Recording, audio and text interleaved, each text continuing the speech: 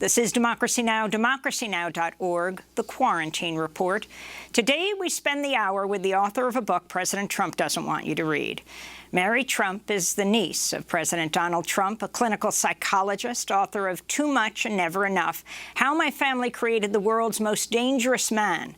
She describes Donald Trump as a sociopath who grew up in a dysfunctional family that fostered his greed and cruelty, which he is now inflicting on the world. Donald Trump's younger brother, Robert, attempted to block the sale of the book on behalf of the Trump family, saying it violated a confidentiality agreement. But a New York judge ruled against him. The book was published in July, and Mary Trump was allowed to speak about it. Too Much and Never Enough sold more copies in a week than Trump's Art of the Deal did in 29 years. Yes, Mary Trump's book sold nearly 1 million copies in one day, the publication date. In her book, Dr. Mary Trump writes, quote, "The out-of-control COVID-19 pandemic, the possibility of an economic depression, deepening social divides along political lines, thanks to Donald's penchant for division and devastating uncertainty about our country's future, have created a perfect storm of catastrophes that no one is less equipped than my uncle to manage," she writes. The U.S. coronavirus death toll now stands at 160,000, by far the highest total in the world. Some estimates say it could rise to 300,000 by the end of the year. Dr. Mary Trump, thanks so much for joining us. Thank you. It's so great to be here. Well, you have said that your uncle, President Trump, should face criminal charges for his response to the pandemic. Explain. It's hard at this point to give him any slack for not having acted. You know, we now know what to do to mitigate the spread of this very infectious disease. And he's not only not doing those things, he's actively advocating against them still, and continuing to claim that it's just going to disappear. It's still some kind of hoax, using the racist term China virus to get himself off the hook. And with over 160,000 Americans dead and rising, how can we not assume that there's some kind of culpability here? And you know, he is able to make steps to fix this problem. And since he's not doing it, that to me also suggests criminal culpability. So you say so much in this book. Give us a kind of deep background on the Trump family and Donald Trump himself that we've ever read or seen. If you can talk about why you wrote Too Much and Never Enough. I wrote this book primarily to give people the kind of information they did not have access to in 2016. And there are reasons I wasn't able to do that in 2016, having to do partially with, you know, nothing he did or said seemed to turn anybody off anyway. So I'm not entirely sure that my saying anything would matter. So in 2020, there's so much more at stake than there ever has been. I believe that this country is on the knife's edge, and I don't want anybody going to cast their vote in November being able to claim that they just don't know who they're voting for. So tell us about your family. You are the daughter of Donald Trump's older brother, Freddie Trump, who died at a young age. Take us back to your family as you talk about and quote, Victor Hugo of Les Miserables, talking about deep darkness. I wanted to share that quote if you want to talk a little about it. Sure. The book opening with that quote that says, "If the soul is left in darkness, sins will be committed. The guilty one is not he who commits the sin, but the one who causes the darkness." The epigraph clearly a reference to what Fred Trump, your grandfather, you say, did to Donald Trump. Yeah, I chose that quote specifically for that reason, but also because I think it works in the present day. I think a lot of people in this country are purposely left in the dark and making bad decisions and self-defeating decisions because they are not given access to information that would help them make better choices. But as far as my grandfather, he was basically the only person in the family whose opinion mattered. He had all of the power. It was a very patriarchal system I grew up in. There was a lot of misogyny, so being a girl in that family was an automatic strike against you. And my grandfather was the kind of man who believed in dynasty in a way. I mean, he wouldn't have put it in those terms, but, he had his real estate empire, and his oldest son and namesake, my father, was going to be his successor, and his empire was going to last in perpetuity. Unfortunately, for my father's sake, he wasn't the right kind of person in my grandfather's eyes. My grandfather needed somebody who was a killer, who was a tough guy, somebody who would win at all costs and was not weak in any way. In my family, being kind was considered being weak. Admitting your mistakes and apologizing for them was equated with weakness as well. So I don't know exactly when it happened, but at some point, certainly I would imagine by the time my dad was in college, my grandfather already knew that he was probably not going to cut it as his heir apparent. So Donald, who was 7.5 years younger, learned from my grandfather's psychological and emotional abuse of my dad. And the message was essentially, don't be like Freddie. And since my grandfather ran my family as a zero-sum game, and there could only be one winner and everybody else was a loser, Donald was determined to win. And he, in my grandfather's eyes at least, did, and, had successfully auditioned as my dad's replacement. I wanted to ask you about a New York Times report long ago, in 1927, that your grandfather, Donald Trump's father, Fred Trump, was arrested at a Ku Klux Klan riot in Queens, New York. The article is subtitled "Klan Assails Policemen." It reports that 1,000 Klansmen and 100 policemen staged a free-for-all battle. It lists Fred Trump with his address as one of 7 men who were arrested and arraigned for the assault. Charges against him were dropped. New York Police Commissioner Warren is quoted in the article saying the Klan not only wore gowns but had hoods over their faces, almost completely hiding their identity. The report was found and published in 2015 by the website Boing Boing. In a New York Times interview about the discovery, your uncle, Donald Trump, said, "I saw that it was one little website that said it. It never happened. They said there were no charges, no nothing. It's unfair to mention it, to be honest, because there were no charges. They said there were charges against other people, but there were absolutely no charges. Totally false," he said. But we're going back to that 2017 report in the New York Times. Do you know about this, Mary Trump? Did you hear about it as you were growing up? No, I didn't. Although, my family wasn't great at telling stories. But, unlike Donald, I don't doubt the validity of the report. It would be kind of a random thing to make up 60 years ago or 80 years ago, whenever it was. The only thing that surprises me, because, my family was quite anti-Semitic, along with other things. So the only thing that surprises me is that my grandfather would take time away from his business to go to anything, honestly. But it wouldn't surprise me that he shared the sentiments. You say that Donald Trump and your family were anti-Semitic and were racist. Can you give us examples, particularly of President Trump, as you knew him growing up?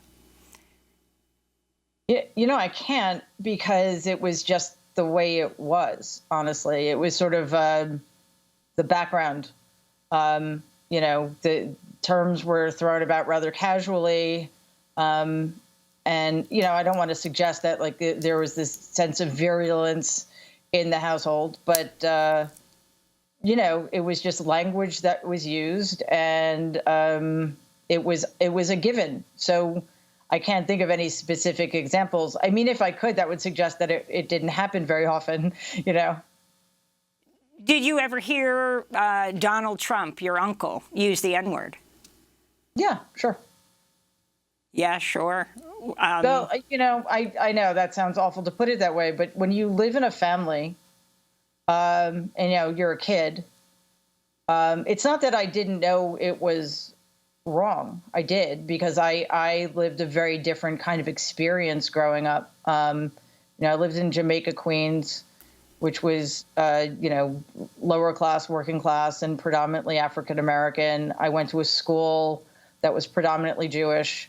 So I didn't understand the animus, but it wasn't shocking because it's just the way it was. This is how adults in my orbit spoke and behaved. And now, of course, you know, I learned a long time ago that it wasn't just something I disagreed with, but it was deeply wrong.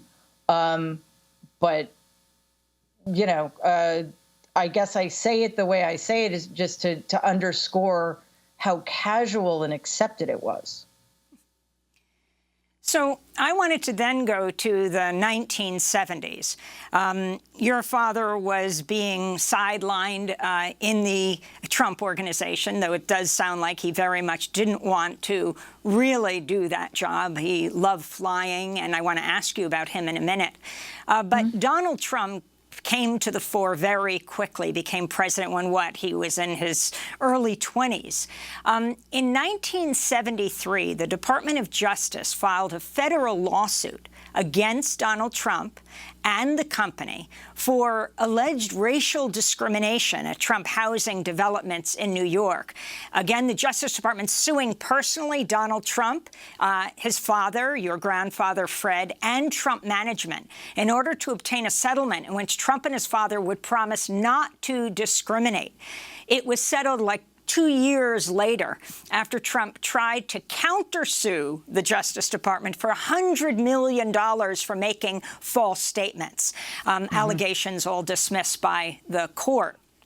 Yeah. Can you, Mary Trump, talk about what you understood, what happened at that time? Well, I was 8, so I'm not entirely sure I would have been aware of it. I do remember my dad was worried. He wasn't in the, you know, he wasn't working for my grandfather's company anymore. But, you know, I know at that time he was worried about this lawsuit. And, you know, shortly before that, or a couple of years before that, my grandfather had been involved with the Tomasellos, which allegedly had mafia ties, and that might have gotten my grandfather into trouble. And I know my dad was worried about that as well. But he was outside of it, so I didn't have any access into what was really going on until much later. And so I essentially know what other people know about what happened and how, you know, bringing Roy Cohn into the mix kind of changed the course a little bit of where Donald was heading. So if you could talk about your family, going back in time as we backtrack, give us a family, kind of family tree. What's interesting is Donald Trump has continually said, not clear why, Fred Trump, his father, your grandfather, was born in Germany. Now, your grandmother was. Yeah. But it wasn't just a misstatement where he said it once and maybe meant his own grandfather. He has continually said that his father was born in Germany. Can you understand why? It's really fascinating what Donald gets wrong sometimes. And, it's difficult on occasion to know if he's doing it on purpose or not. So that confuses me. He used to say that he was Swedish. When asked what his ethnicity was, he would say Swedish because, the excuse given was that they worked with a lot of Jewish people and he didn't want to offend them by admitting to his German roots. But my grandmother was Scottish, so he could have said Scottish. So it's never really clear why, he must know that his own father was born in the United States. Maybe my grandmother was born in Scotland. She was an immigrant. I honestly can't tell you. It's very weird. Right. I meant to say your grandmother was. How did your grandmother come here from Scotland? And how did she meet your grandfather? And then talk about that relationship shaping Donald, which we can then take to when you went to the White House and that picture missing, perhaps, from the White House of the family gallery. And that's the picture of Donald Trump's mother. That's right. Yeah. My grandmother was the youngest of 10 who grew up on a very tiny island off the northwest coast of Scotland. Not exactly a pleasant environment. It was a very harsh place to live in the early 20th century. It's beautiful, but it must have been extremely difficult to live there all those years ago. So she came to the United States to join two of her older sisters who were already here. And I think both of them were already married at the time to American men. And I think she came in part because the male population on the Isle of Lewis had been decimated by World War I, the 1918 pandemic, and a horrible shipwreck off the coast at the end of World War I. So she came as a domestic servant, I believe, and she met my grandfather at a dance very shortly after she arrived.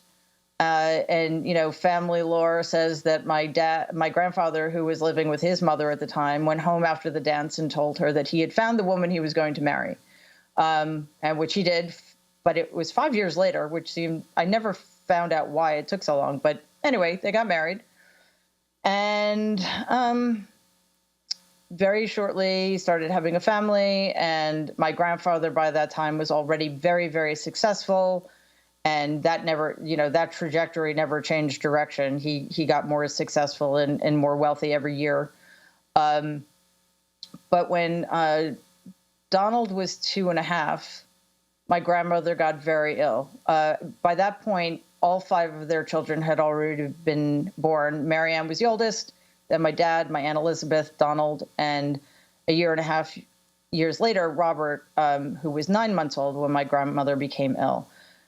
She was essentially absent for almost a year. She had suffered very severe postpartum issues after my Uncle Robert was born that had gone undetected for so long that they were life-threatening. And that was the first major experience that shaped Donald. He experienced her absence as an abandonment. And my grandfather, who was a straight-up sociopath, was incapable and unwilling to fulfill the caregiver role. So Donald was very lonely and very frightened at an extremely crucial developmental period. So, he was never able to make up the deficits that occurred at that time. And I think my grandmother, even to the extent she got better, was never able to heal the rifts between them, because although clearly it wasn't her fault that she got ill, she never really took responsibility for, making it up to him and helping him heal that sense of abandonment. And then I think by the time he was sent to the military academy at 13, and my grandmother did absolutely nothing to prevent it, I think that was the final betrayal as far as he was concerned. So it wasn't surprising to me when I visited the White House in April 2017 that the only picture he had on the sideboard behind the Resolute desk was a picture of my grandfather, kind of at the height of his powers, and nobody else. So my Aunt Marianne pointed out to Donald that he should maybe have a picture of their mother on the desk too. And he basically said, yeah, that's a great idea. Somebody get me a picture of mom. And what I find very interesting is that the picture I've seen that he has on his desk is a picture of my grandmother before she had even met my grandfather. So it's a picture of Donald's mother before she was his mother. You mentioned that Donald Trump went to a military academy for high school. Explain why he went there. I guess it would have been, middle school, I guess. His behavior started to become increasingly belligerent and uncontrollable. So, and it wasn't just at home, it was at school as well. He went to a small school in Forest Hills, which is actually the same school I attended when I was a kid. And my grandfather was on the board of trustees at that school. So I think on the one hand, my grandfather found it annoying that his son was creating problems in a school that he was associated with. But he was also out of control in the house as well. My grandfather worked a lot. He worked 6 days a week, many, many hours a day. So my grandmother was the one who had to deal with the brunt of Donald's disobedience and disrespect towards her. So at one point, somebody suggested to my grandfather that, maybe the New York Military Academy would straighten Donald out. And because at the time, Donald wasn't on my grandfather's radar yet because, my father was still his primary focus. And because my grandmother would have been quite happy to have him out of the house, he was sent to New York Military Academy, and it was really a punishment. It wasn't like he was being sent to Choate or something. So he comes back, he goes to Fordham, starts there, and then you make a very serious allegation in your book. You say that he paid another young man to take his SATs. Explain what you know. This is a story that's known in my family. I've been told this directly on numerous occasions, and it was because Donald, at that time, certainly since the time he was, 12 probably, had a very inflated sense of himself, and Fordham wasn't good enough. He felt he needed a degree commensurate with his hyperbolic self-regard, if you will. So he had heard of Wharton, which I guess already had a good reputation. And while he was at Fordham, though, Marianne did his homework for him. And Marianne is the retired federal judge from New Jersey. That's right. And she's about 9 years older. So when Donald was at Fordham, he was living at my grandparents' house, and Marianne was living a few blocks away, already married with a child. And also, when he graduated from high school, he hadn't been accepted into any college. So Fordham was an intermediate step for him, I guess. But because he didn't do his homework himself, I don't know that he had confidence that his grades were good enough to get into the University of Pennsylvania. So just as a way to hedge his bets, he paid a boy in the neighborhood named Joe Shapiro, who was, I guess, had a reputation for being a good test taker, to take his SATs, which, as it turns out, wasn't necessary because I guess University of Pennsylvania had a very high acceptance rate at the time. And also my dad's very good friend from St. Paul's, which is where he went to high school, worked in the admissions department at the University of Pennsylvania. So Donald probably would have gone in anyway. He's made a big deal of having gone to the University of Pennsylvania, Wharton School. It's very important to him. What did your father call Donald from a young age? He called him the great I am. From what, like the age of 12? Yeah, which just, goes to show how long this has been going on. Clearly, President Trump cloaks himself, constantly refers to the military, praising the military. But you also write that Donald Trump and his first wife, Ivana being the mother of Eric, Don Jr., and Ivanka, that Donald Trump and Ivana threatened to disown Donald Trump Jr. if he went into the military? Yeah. My Uncle Rob told me that story a couple of times years ago. And so I don't find it surprising the way Donald speaks about the military now, simply because I believe in his mind, the power of the military and the honor of the military reflects on him, since he's in the Oval Office. But he's never demonstrated any use for it, or he's never valued it before this. My dad was a second lieutenant in the National Guard. Donald has never mentioned that. He, as we all know, got 5 deferments. He could have served his country and chose over and over again not to. So I think whatever he has to say about the military now is because he thinks it reflects on him. As we know, he refers to the generals in the United States military as his generals, which they most certainly are not. Mary, last month, Fox News, the president's favorite network, until they criticize him and then he gets angry. Well, Fox News' Chris Wallace asked Trump about your claims, Mary Trump, about your grandfather, Donald Trump's father, Fred Trump. My father liked to win. My father was a very good man. He was a strong man. It's disgraceful that she said that. She was not exactly a family favorite. We didn't have a lot of respect or like for her. I would have never said that, except she writes a book that's so stupid and so vicious, and it's a lie. My father was a great, wonderful man. Let me just ask you this question. This is not a person that I spent very much time with, very little time. And now I'm glad. She's a very scarred person. She was not much of a family person. But look, let me just tell you, my father I think he was the most solid person I've ever met. And he was a very good person. He was a very, very good person. He was strong, but he was good. For her to say the kind of things, a psychopath, that he was a psychopath, anybody that knew Fred Trump would call him a psychopath. And you know what? If he was, I would tell you.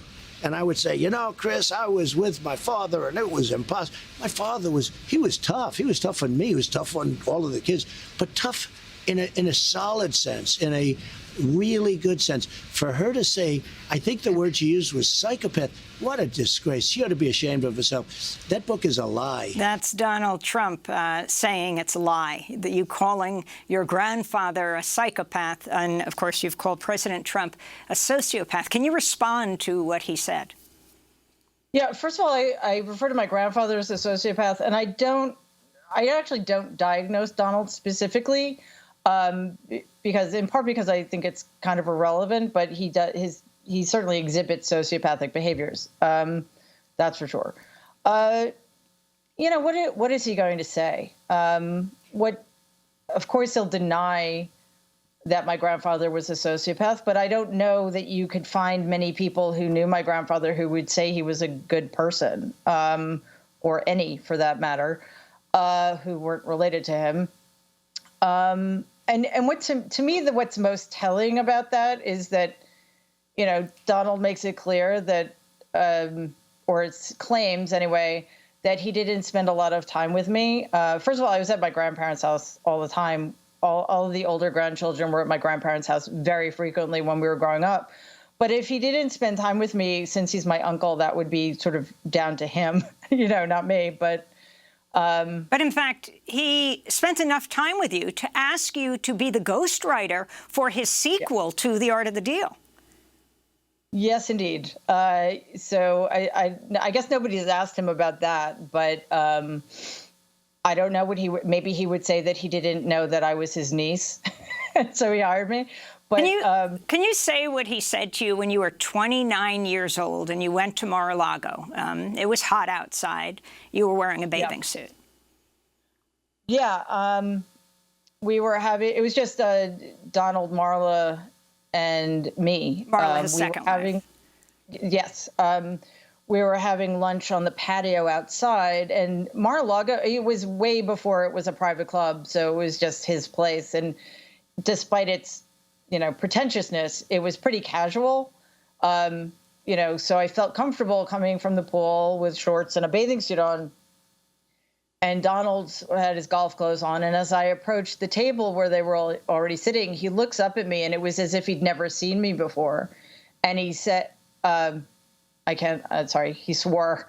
Want to make sure I don't do that. He said, "Holy expletive, Mary, you're stacked." Which, I was 29 years old and not easily embarrassed, but that shock, even though I had known Donald my whole life, that still shocked me.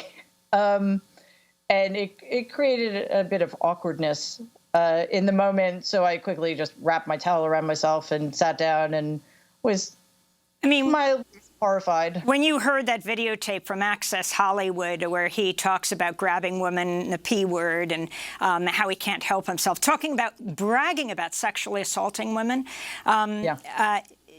did that surprise you? And then he won. Can you tell us what your aunt, his sister, the federal judge, Marianne, said to you when you said, even with all of this, I fear he's going to win, back in 2016? What did she say to you? She said he's a clown, and there's no way people are going to vote for him. And I thought the same thing, honestly. I was just worried after he won the Republican nomination. The fact that he had a 1% chance of winning was too unnerving to me. And then when I said to her, I don't understand it. Like, what has he ever accomplished? And she said, well, he has had 5 bankruptcies. So that was sort of our take on the whole thing. And as for the Access Hollywood tape, I wasn't the slightest bit shocked that he said it, or that he admitted to these things, or that he'd actually done these things. I was horrified that it didn't matter, So let me ask you, talking about the word horrifying, of what happened to your nephew, William. He was born, on the day of the funeral of Fred Trump, of your grandfather. Your brother, you call him Fred Trump? Yeah. Raced off to the hospital with his wife, Linda, and William was born. Lisa. And with his wife, Lisa, and William was born. Talk about the tremendous physical challenges he faced within the first 24 hours of birth. He started having very severe seizures, and then ended up in the NICU for quite a while. And we had no idea why, or it had been a perfectly normal pregnancy and the birth had been fine. So there was nobody knew anything at first. So you can only imagine just how terrified my sister-in-law and my brother were. And then a couple of weeks after that, we discovered that we'd been disinherited. Which was, bad, but nothing compared to what my brother and sister-in-law were already going through. And it just made everything so much worse because it injected this new level of uncertainty. And luckily we had excellent health care from the time we were born. Everybody in the family had health coverage from my grandfather's company for our entire lives. So, that was a real comfort. And our Uncle Robert had written a letter to the insurance company to make it very clear that my nephew would get whatever he needed, and it would be taken care of through the Trump management health insurance. We're coming to the end of the hour, so I wanted to get to this quickly. They assured him of this, but then they took it away, and Donald Trump actually bragged about this infant facing a life of physical challenges and revoking that health insurance? Yeah, that was in retaliation to the fact that we brought a lawsuit to get, against them, or I should say against my grandfather's estate, because the terms of his will were so egregious that it just didn't seem completely fair. And after 5 months of negotiating with my Uncle Robert, it was clear that they weren't going to change anything. And, very shortly after we filed the lawsuit, they revoked our health insurance and William's health insurance. And we had to bring another lawsuit to get it reinstated, which we never did. Mary, before we end, I wanted to ask you about President Trump's attitudes to the LGBTQ community. You write in your book about sitting with your grandma, your GAM, as you called her, Marianne McLeod Trump. It was the funeral memorial service for Princess Diana. What did she refer to Elton John as? She called him the F word, the slur for a gay man. So you were planning at that time to come out to your family, and at least to your grandmother. You made a big decision then not to do that, right? And as we wrap up, I was wondering if you can talk about whether you feel that attitude, that anti-LGBTQ sentiment was transferred to President Trump, and what you are most concerned about with him. Yeah, I mean, interestingly, homophobia was not something I grew up with simply because, like, homosexuality wasn't discussed really, but it wasn't surprising to me. I mean, I wasn't happy about it, certainly, that my grandmother had those attitudes, but it didn't exactly surprise me in a household that was so racist, anti-Semitic, and misogynistic. So, by extension, Donald's attitudes towards the gay community aren't surprising. But he's done so much damage in the last 3.5 years, starting with the ban on transgendered troops, that I'm afraid it's going to take a very, very long time for us to regain the ground we've lost. And can you end by talking about what the separation of children, immigrants on the border, has meant to you, and what you say to your uncle, to President Donald Trump? To me, that I can't say it was the last straw, because from the Muslim ban on, there have just been new horrors every day or a week. But there was something about that kind of broke me, because we're talking about, it's not just children are being kidnapped and their parents are being tortured. If you're a parent, you know what it's like to worry about your child and to have uncertainty about where they are or their well-being. It is literally torture. People are dying in these concentration camps that they set up. What I would say to Donald is, he wouldn't listen to me anyway, but it has to stop. It is antithetical to what this country aspires to be, despite our past around these issues. And people like Stephen Miller, who should not be anywhere near the executive branch of this country, should be dismissed immediately. And, Donald should maybe think about surrounding himself with people who have some modicum of compassion and empathy, which he won't, which is all the more reason for him not to be in the Oval Office. We want to thank you so much for spending this hour. Mary Trump, niece of President Donald Trump, clinical psychologist, author of Too Much and Never Enough, How My Family Created the World's Most Dangerous Man. That does it for the show. Stay safe, wear a mask.